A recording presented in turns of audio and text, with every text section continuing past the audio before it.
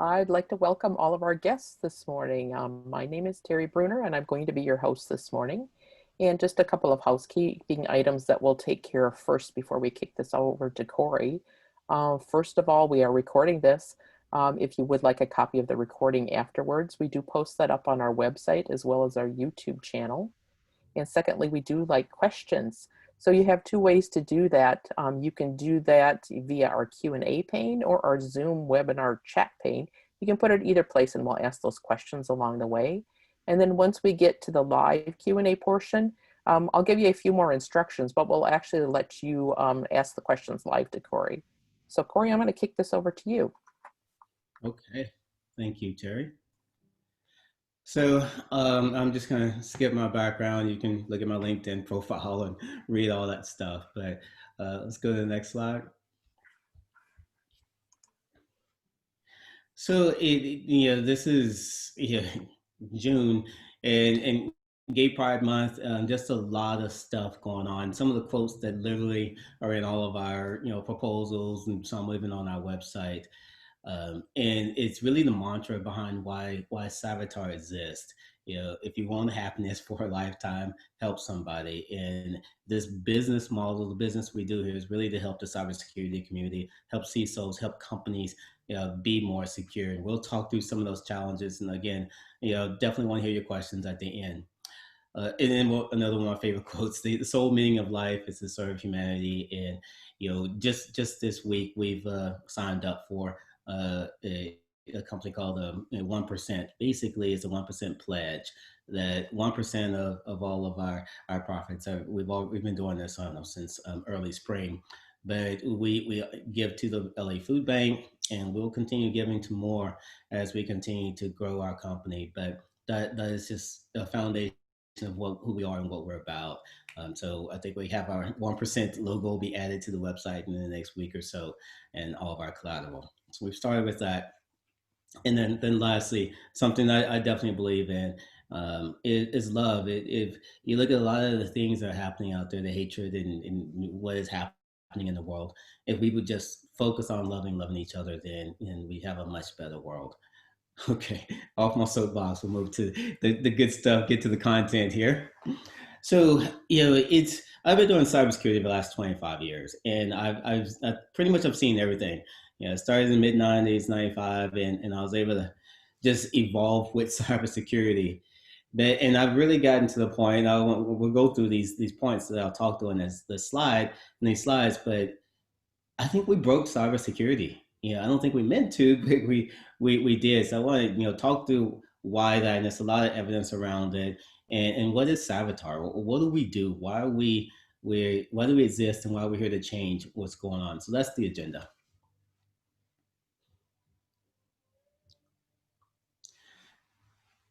So you look at some of the systemic issues that happen in the cybersecurity industry. Security companies do not deliver outcomes, and we're going to double click on all these. But when you think of an outcome that a company or a CISO wants, they want measurable, better cybersecurity. They want, and some of them, some of the smaller ones, they just need to get compliance. But I truly believe in giving compliance and security at the same time. We've talked about this: compliance does not equal security. We'll double click on that. But that's one of the challenges. We as a industry create a lot of noise in the form of alerts, and we could go on, and we'll double click there.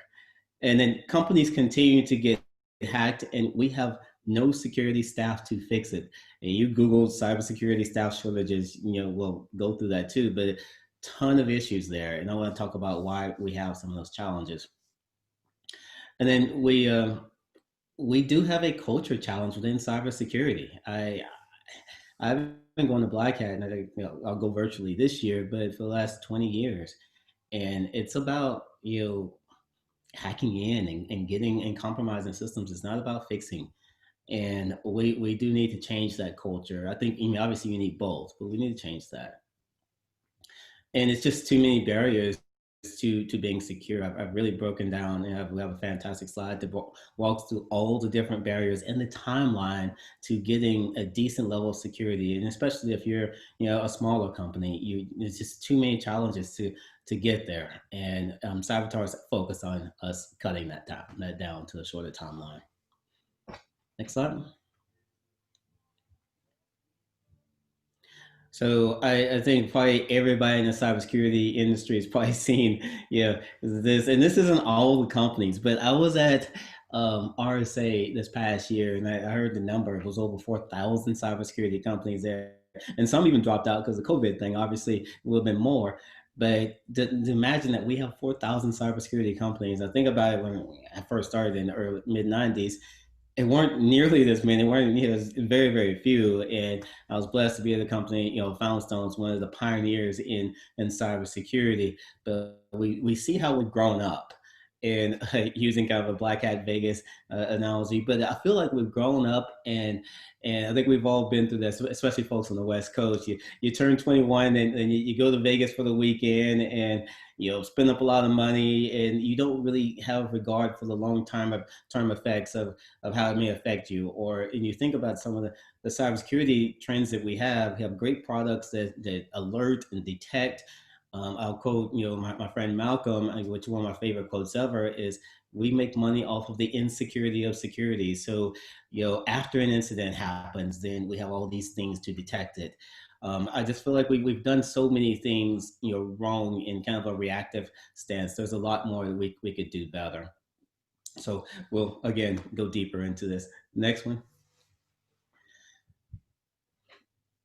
We absolutely create a ton of noise. And it again, and if you were to look at a lot of the cybersecurity companies out there, a lot of the products, and again, I'm definitely picking on myself. Lifetime security, consultant services organizations for the last 24 years.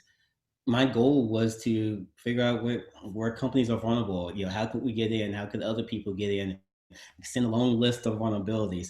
I I now know, and I'm kind of pissed at myself that that mentality is flawed, because yeah, you want to know how you could get compromised, but the assumption has always been that somebody's going to go and fix it. But in future slides, we'll talk about there's nobody to fix it. The end customers don't have resources to fix it. So us pointing out where they're compromised makes absolutely no sense. And then the other point, just in the last probably 10 years, either myself or my teams, we've done a ton of expert witness type of work. And when you do expert witness, you realize that because you have both sides arguing, because that company's been sued, they've had an incident. But when you do expert witness, you realize that, wait a second, they're looking for ways to prove that that company knew that they had all these different vulnerabilities and did not do proper due diligence and fix it. So with us having a culture of pointing out all of these risks and vulnerabilities that companies have, so we point it out to them, but if they don't fix it and then they have an incident, then and that's able to be proved and documented in a pen test report or whatever, then that company is going to be liable. They're probably going to lose that lawsuit, and then and that's more expense for them. So that is a major challenge. And now looking at these percentages, I'm actually blown away. But 55% of respondents handle more than 10,000 alerts per day. We we have all these fantastic products that's going to tell you that you have 10,000 potential issues across your whole organization. That is a ton of noise. And who responds to that? Is it even possible to respond to that much noise? Now look at the other stat, which is 27% of responders handle more than a million alerts per day. I feel like we're focusing on the wrong thing. In what Cybertar is focusing on, I think the industry as a whole needs to focus on is, how can we trim down these alerts? And I think we can trim them down by remediating some of these things, actually fixing it. But we spend so much of our time creating the noise, we don't, and it's again, you think from a signal to noise perspective, you can't even get to the signal because there's so much noise. And then there'd be less noise and less signal if we were able to fix some of these things. So it becomes a culture challenge to get over this, and we have to figure out how we do it. Next slide. So, not enough security staff, and again, this is just us googling this week, for headlines. And I'm gonna start at the bottom, kind of work up. But the average CISO 10 years, 17 months. And I have a ton of friends that are CISOs and virtual CISOs. What I've realized over the last year, just talking to them as we're building this business and this business model, is actually a lot of them came to me like, Corey, I'm thinking about just being a consultant and stopping being a CISO. I've been at this is my third company, same program over and over again. But there's so many layers that they have to really work through from a political perspective. You think of that they end up being accountable for all of cybersecurity, but don't have the control or responsibility to properly enforce it.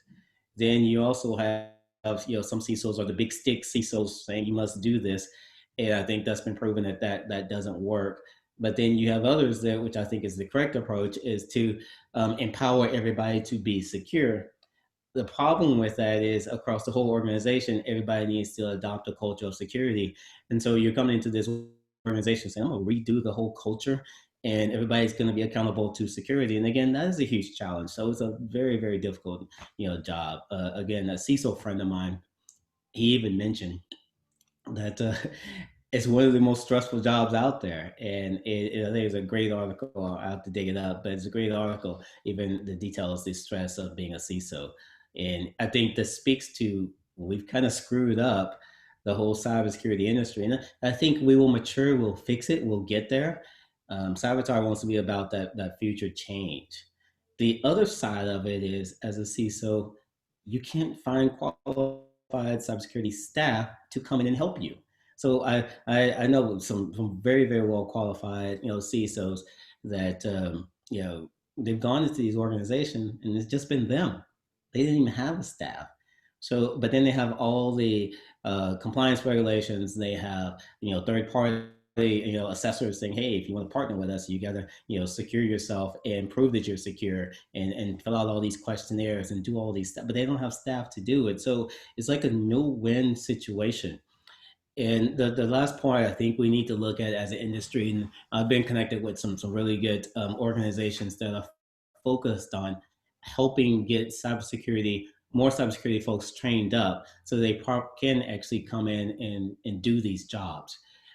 And that's it's kind of a side mission for Cyvatar, and you'll be hearing more about that. But Malcolm connected me with a group that he's a part of, and we want to help get more people trained. It's a huge systemic issue. We look at what's happening out there. Unemployment, I think, as high as it's been in a very long time. But we have, I think I was just looking in the DC area, it's 15,000 cybersecurity jobs that are available. But yet we have, unemployment. So we as a cybersecurity industry, we got to do better. We got to get more people trained and help each other so that we can increase the staff. But it's a systemic issue. We have to address it and realize that it exists. Okay, next. All right, diving into the culture here.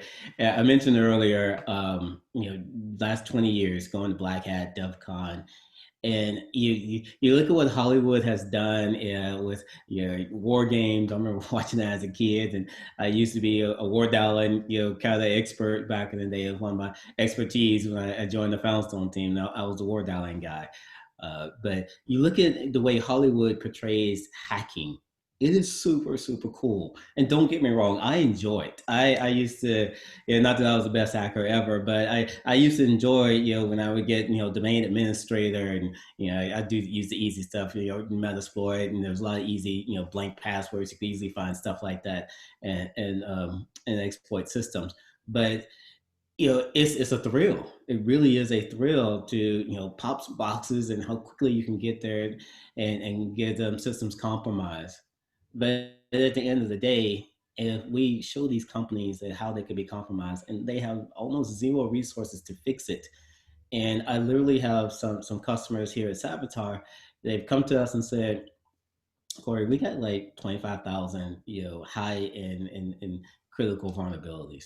We just have no staff to fix it. We've got the scanner, we can run the scans, but we have no staff to fix it. And we're trying to figure out how to do it. So we're partnering with those companies to balance that out, to remediate some of those things, and provide the expertise that they don't have.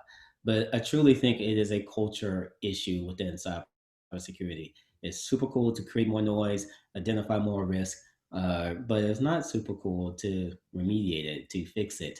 There's no remediation conference that you can go to and learn that, hey, we fixed it. But that's what companies need, especially smaller companies that really don't have any expertise, or that CISO that comes in and he's that one person responsible for cybersecurity and maybe has one other staff person. Because I know a lot of the CISOs in that state. And so, how do you manage this? Cybersecurity is in everything, and it keeps expanding. You take the cloud now, whereas you don't get extra resources now that we digitally transform and moved everybody to the cloud. You don't get extra resources now that everybody is remote, and you have to figure out how to secure a remote workforce. You're still limited to the same, one resource that you may have. So it is definitely a cultural issue. We have to get over this and move on. So next slide. I love this slide. This is and the first thing, just talking with the title there. I want to pound this into everybody's head that you can be compliant and secure at the same time. And folks that know me, I'm a hardcore lifetime security guy. So I would never have and get anybody be compliant and have just a checkbox compliance. Back in the Foundstone days when I was a QSA and we when I ran the West, I would tell people in first call, they wanted us to get them PCI compliant. We're not a checkbox company. If you're not actually interested in being secure at the same time, is there other companies you can go to that will get you your PCI compliance? But we're gonna go through and actually make sure you are secure. Because again, my reputation, our company's reputation is on the line. And you know what happens, companies, they get compromised and then they'll say, well, who got them PCI compliant? Then your company name, your name is all in the headlines. So I didn't do it then and I won't do it now. But I do believe you can actually have both. But let's talk through, if you as a CISO, or even just a security team, you're responsible for security of the company. And I've validated this with dozens and dozens of companies and security buyers. But the process ends up being, you spend 3 to 4 months doing proof of concepts across technologies. Whether it be endpoint technology, whether it be whatever it is you're looking to purchase, you spend that amount of time testing to see if it works. Then when you decide what you're going to get, you procure it, and then you bring it into your organization. Then your limited staff, like we talked about, has to install it, configure, and assess it. Now, we saw a lot of this over at Silence, and I'll never forget the first threat zero engagement I did with, for our Silence Protect product, which again, the goal is get you to prevention.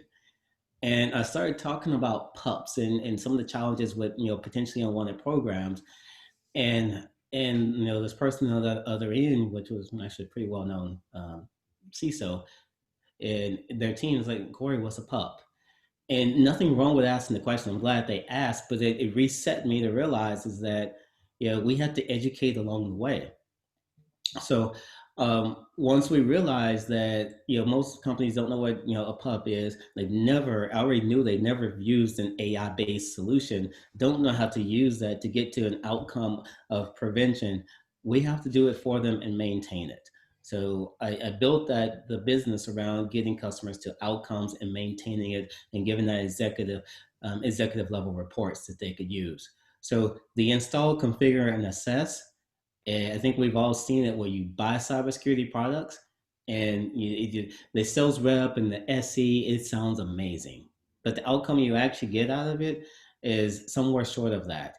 I think that is a huge, huge failure within cybersecurity.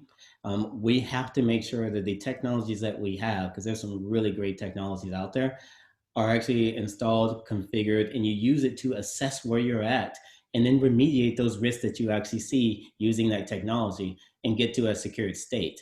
Last example I'll give, and this goes back, probably 2002. I was a a Cisco guy, and I was an expert with Cisco PIX firewalls and everything else. So I go into, again, pretty large company here in Southern California. We're ripping out their checkpoint firewalls and putting in Cisco PIX firewalls and IDSs and all that. And I think I had a week to do it. And so I look at the architecture, which they didn't have one, but I made an architecture design. I realized that actually they placed their DMZ outside the firewall. They didn't get that it should be off the firewall, so I had to re-architect everything. Well, and I put in the IDS first, and it started lighting up like a Christmas tree. Then I also realized that the rule set was not properly configured. Simple things like their mail server was on the internal network, and so traffic could go all the way through to their mail server and DNS server and so on and so forth. So they had multiple compromises, and I cleaned up the whole design of it. But I realized if you're doing any kind of cybersecurity installation of any kind of product, it should be installed securely. And most of the installations that happen, they just show you how to set it up and configure it and leave it for that customer to figure it out. And then it doesn't get done properly, or it is just, a customer success type thing where they're overseeing remotely and telling you how to do it. All cybersecurity products should be installed, configured, assessed, and you should remediate risk. You should get to a clean state before you stop. So anyway, those are the first two bars. And that's just if you want to evaluate two solutions. But if you need cybersecurity, you may need 7, 8, solutions if you didn't have anything to begin with. Then you got to take into account the product cost, the staff cost of it, the training cost of the staff, because the staff needs to understand how to use this newfangled technology you just got. So all of that comes into play. And literally, I've talked to some of our Cybertar customers, and they've thought about it, and like, it would probably take us, 2 to 3 years to really get there, because at the end of the day, they don't have the staff, so you got to go and find and hire the people and then retain them. So I've seen it take 3 to 6 months just to hire the staff. So then, lastly, the Cybertar advantage. What we do at Cybertar is we procure, install, configure, assess, remediate, and plus we have the products, plus we have the staff and expertise. Ultimately, that leads you to an outcome. I think that's how we've changed the game, and how we're able to do it. You take it McAfee, when I was in charge of the Foundstone side of the house, and also the McAfee product installation side of the house for the West. They had 60 different products. So I'm watching this whole basic slide happen live, where I'm seeing all the different failures. And sometimes these larger companies, it's hard to change it. So one of the reasons why we built Cyvatar is to change it. So let's move to the next slide. So, taking action, and, this is, again, the part that is definitely up for debate, but you look at some of the MSSPs out there, and again, I've talked to a ton of people to validate this. The challenge is their goal is to send more alerts back to that end customer and monitor. But if you have no one there to respond to those alerts and investigate it, or they don't have the expertise, that doesn't solve the problem. Or they do incident response, and it's, again, that's after the fact. You had an incident, so having them remediate after an incident, that doesn't actually solve the problem. Then you have the VARs out there, and again, some of my best friends work at VARs, but value-added resellers. We're kind of a VAR, but we have a way better spin on it, at least in my opinion. But I've had one CISO, a good friend of mine, say he asks his VARs all the time, "Where's the value?" I get that you're reselling, but where's the value? And there's some really great blogs. A friend of mine, Andrew Plato at Anishin. If you Google Anishin, ANITIN, and Yellow Brick Road, he wrote this great blog on him being a VAR and why he stopped being a VAR. It's fascinating to read that. Anyway, next.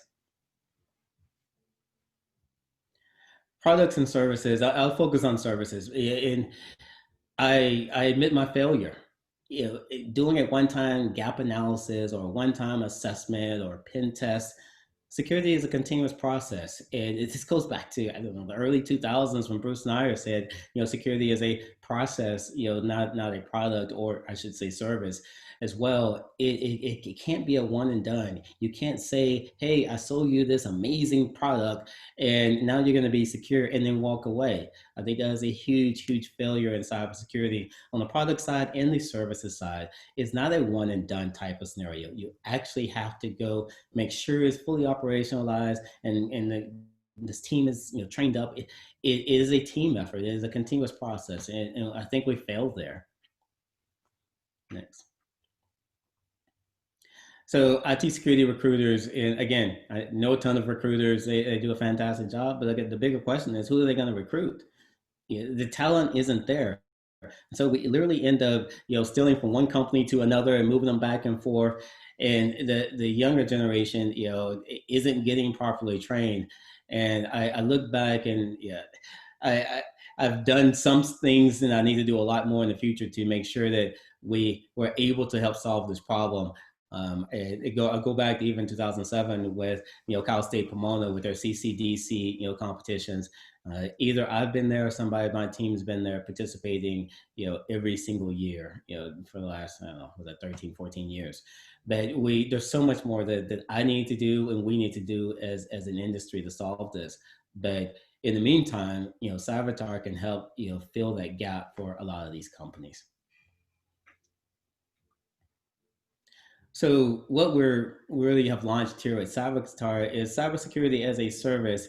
And I spent some time even this week kind of Googling around cybersecurity as a service. And I've looked at it, and there's a couple companies that kind of do this, but they don't actually fix anything. They're doing still just the assessment side of it.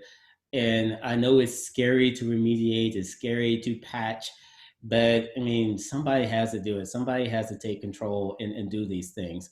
So we've actually done the comparison. We know that it costs more to go out and hire the staff, buy the products, yourself, install and configure and assess and remediate yourself. It costs more. We built this into a subscription that allows customers to actually save money, and we've cost justified it with several CISOs. And then, you look at access to cybersecurity experts. We have them. I'm just blessed to have been, doing consulting for 25 years. I know a ton of people that are experts in their field, so we have it. And then less stress on recruiting. That's just a difficult job. I know we've all seen it. I'm not gonna, deep dive it, but it's hard to find the talent. Then scaling solutions, being able to have a solution that scales up to meet your needs as you continue to grow. What we've done at Sabotage is we've vetted the best solutions, and people say best of breed, but best of breed for certain company sizes, and we're able to figure out. You take syslogging. There's some fantastic syslogging and SOAR solutions out there, but they're priced too high for an SMB or a smaller company. We found some very economical solutions that get you there and meet the requirements for compliance and actually give you 24/7 threat hunting on a clean environment as opposed to a unremediated environment. And I want to deep dive that really quickly. You think about MSSPs and logging and alerting. What you end up having is a continuous stream of alerts, and that's why you had, I think the stats earlier were like 1 million alerts coming in, but yet that never changes because the company isn't remediating anything. They're not fixing anything. You continually have ports open to the internet. You continually have all these new exposures, and they create more alerts. Our goal is let's clean things up, and then you're not going to have as much to alert on. You have a cleaner environment. You really are focusing on instead of the noise, you're focusing on the signal. And then freedom to focus on operations. I have several customers right now that, they literally have taken their staff that is in charge of other areas of in the company, and they're doing cybersecurity, but that's not their job. So our goal is to come in with these companies and say, we'll let you do your day job, which isn't cybersecurity. We'll handle this. You can oversee, you can kind of give input here and there, but you can do what your actual job is. And so that's a game changer for some companies because it allows them to actually focus on their customers and make more money as opposed to diverting staff to do cybersecurity. And then lastly, outcome-based subscriptions.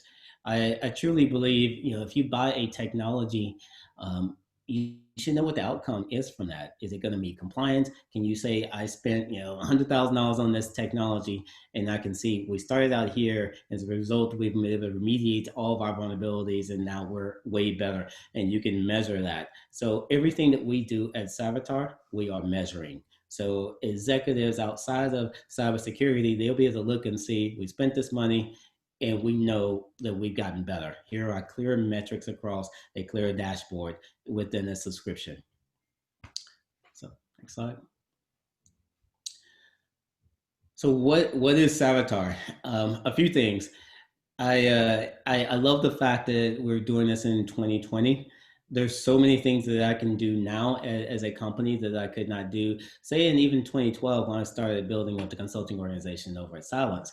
The fact that I know I can the build an online portal, which will be released in a few weeks, where you can do all the project scoping, master services agreement or subscription agreements, SOWs, purchasing, all that can be done online. What we've done really is taken a Netflix model, or you think Spotify or any of these newer type of companies. We've taken that and brought it to cybersecurity because I've sent probably thousands of scoping questionnaires out to companies for them to fill out. You get it back, and then you write the SOW.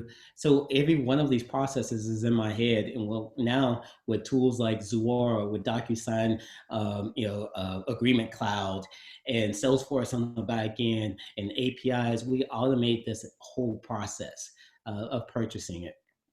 And then when you think about it over to the right, the customer reporting and purchasing, again, all that is automated. So for somebody to be able to say, I want MFA throughout my organization, and then go online, type in how many users they have, and then we can quickly calculate what their cost is going to be. They click purchase. They don't have to worry about going out and buying Okta, then figuring out how to install Okta and set it up and configure it throughout their whole organization.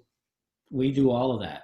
We literally just finished that for a customer. We got them, fully installed and configured with Okta across the whole organization. It took about a couple months. We did 2 or 3 apps per week, and so it took about a couple months to get there. And that's just game changing to be able to get that kind of outcome, especially with the remote nature of where everything's at. I'll move to the bottom, which is our ICARM, new term that we've trademarked here, but it stands for install, configure, assess, remediate, and maintain. And then reporting is built into the dashboard. So ICARM is what we're bringing to the market. So you buy a product or purchase a solution from us, it has ICARM built into it. You don't have to worry about, okay, who's going to install it? Let me go find a contractor. Let me train my team internally how to do it. Or maybe the vendor will do it or whatever. But we've got that figured out. We take care of that for all the technologies that we implement. Then lastly, again, we talked about the compliance, and having an exec dashboard. What we've done, for our default exec dashboard, if you don't have any compliance requirements or if you don't have a dashboard, is we've taken the CIS 20 controls. What we like about it is that it's 20. I mean, obviously we looked at NIST and we looked at ISO and all those map back to it. We mapped them on the back end. But at the end of the day, a non-technical executive, CFO, or even a CTO that is not in cybersecurity, they can understand 20 controls. And what's great about the 20 controls is prioritized, 1 to 20, where you can have a roadmap. And as you take, for example, the first one is having IT asset management. That's a IT asset management in place. And if you don't know what assets you have, you can't secure your organization. So we start there with customers. You can start anywhere, but it's a good starting point if you don't have one. Secure your assets. Then you move into threat and vulnerability management and assess those assets, remediate and patch those assets. And then you progress all the way through. And then as a dashboard, you can actually literally click on the next one and then purchase it and then move on. Lastly, which is very, very important, is the business context. You don't want to spend your time patching, remediating, I don't know, a print server or some system that is not critical or doesn't have high risk, we want to focusing on the highest risk first, and we add that context to your dashboard. And we've got some proprietary formulas that we built to be able to calculate that out for each customer. Next slide. So again, changing the world. You go to our website. We start with changing the world, and you start with cybersecurity. And cybersecurity is what we have control over. So let's focus on that. And we want to focus on how can we get better and do this better and solve cybersecurity for the masses. So that's why we didn't do a one-off service or a one-off product.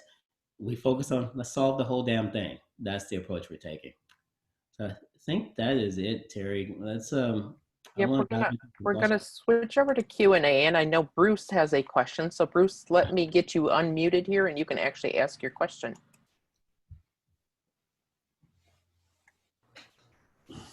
Hey, can you hear me? Yep, we can. Go ahead. Hey, Corey, how's it going? Good, good. Hey, I missed seeing you over at the quad. I guess we're all working from home now, huh? Yeah, I haven't been there since 1st of March. Hey, Yeah. real quick, so my job is to enable the business, protect critical slash sensitive systems and data, and protect consumers, right? And so outcomes like number of vulnerabilities addressed or identified, they don't translate to the board. So what other types of outcome metrics are you looking at or are you providing? Yeah, yeah, good question. So, one of the first things we do with every customer is I want to understand their business.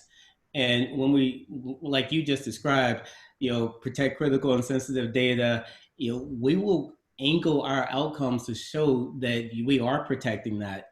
And again, it depends on what you have in place already. But these three goals, literally, when we first talk to a customer, first thing that we ask is, what outcomes are you looking for?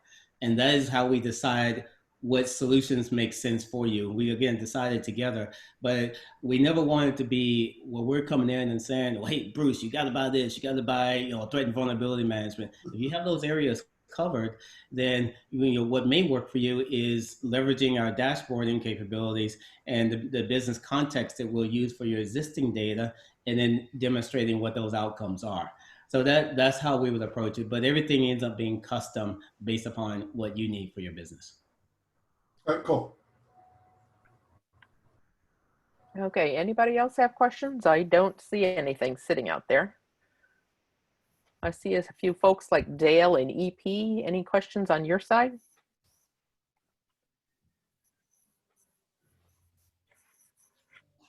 I don't think that we do. So I think that we can kind of wrap things up a little bit here.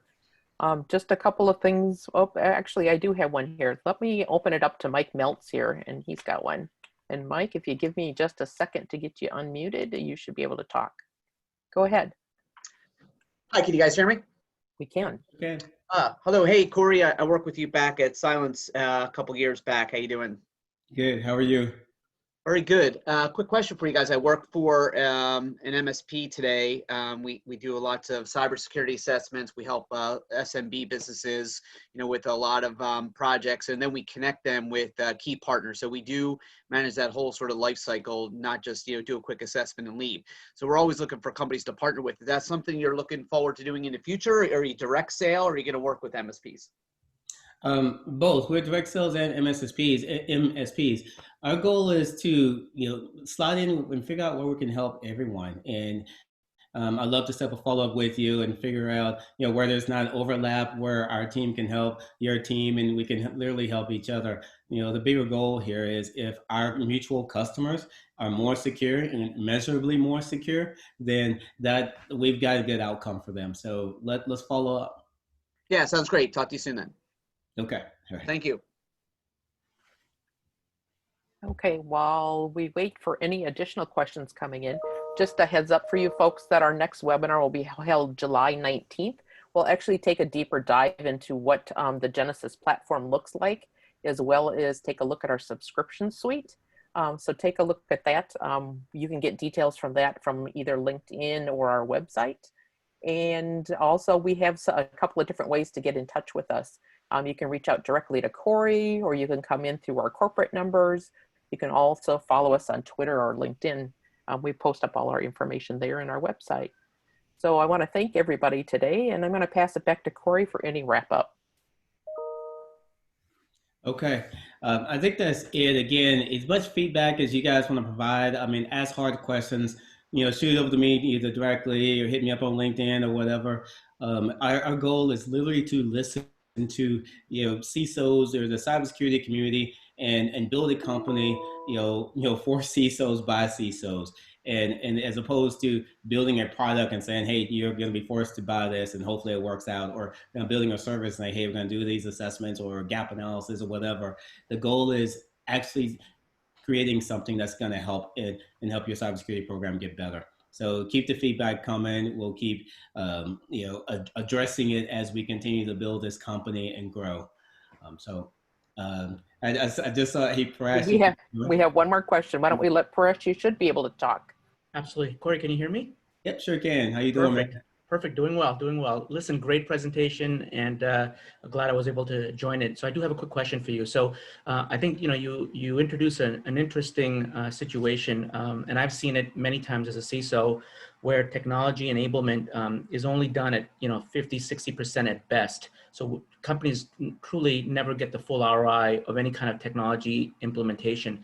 But the question I have, and one of the challenges we have as we manage the efficiencies and the outcomes of deploying technology against costs is, my question to you is, how do you guys as an organization manage the cost of your services to your clients so that the more technology stacks that are shifted to your organization to manage, the client's overall costs and outcomes improve versus in-house efforts? Yeah, we've actually spent a lot of time with that. What we do with every single proposal that we send out is, because I know it comes, we're a different business model. You're not buying an individual product or service, and in some cases that customer may already have some kind of product or service in place. And what we're saying is you don't need those things anymore. And I'll give an example of a couple we've run into is you take and the easy one is threat and vulnerability management, but it could apply to any one of our solutions. But to do it right, you got to go and buy a vulnerability scanner, and a lot of companies have some kind of scanner. Then you got to set it up, configure it, do all your scans on a continuous basis. Then you got to have somebody obviously to manage it. You might have to hire an additional FTE. Then you got to have a patch management solution and have that installed and configured and do all the patching. And you also have to have somebody project managing the non-patch related vulnerabilities that are discovered and manage that process and get them to zero or remediated state. So what we do is we break down the cost, and depending on company size, maybe that's 1 or 2 FTEs just to do that whole process and manage it. And so we take the cost of an FTE, for a year, what that would look like. We take the cost of the products that you would have to purchase within that process. We take the time for you to figure out that right mix of it, get them installed and configured. We build that into an Excel formula spreadsheet, and we hand that over to the customer, have them validate that this, what it looks like from their perspective as well. And we show their costs and our costs. And our costs are a monthly subscription. And so we break it down to a monthly. So we show we're going to be cheaper. Every single time it's cheaper, and you get an outcome. Because if you do it yourself, you may not have the right person. That person may find another job or whatever. And then you still don't actually get to a remediated state. You still have all the noise. So that's how we cost justify it, because this is a disruptive business model. It's totally different what we've seen out there. And we have to cost justify it. If we're more expensive, it makes no sense to do this. That's how we do it. Yeah, no, that makes total sense. And and in hearing you respond to that, it really forces us as a customer to ask the question, what business are we truly in? Yeah, I agree, because nobody's in the business of cybersecurity unless Right. you're a cybersecurity company, but you want to make money. You want to sell to your customers. And if you spend all of your time and resources trying to be secure, it's going to affect your core goal of selling to your customers. And we don't want that. We want to make it easy for our customers to be secure and compliant and focus on taking care of their customers. Great. Thank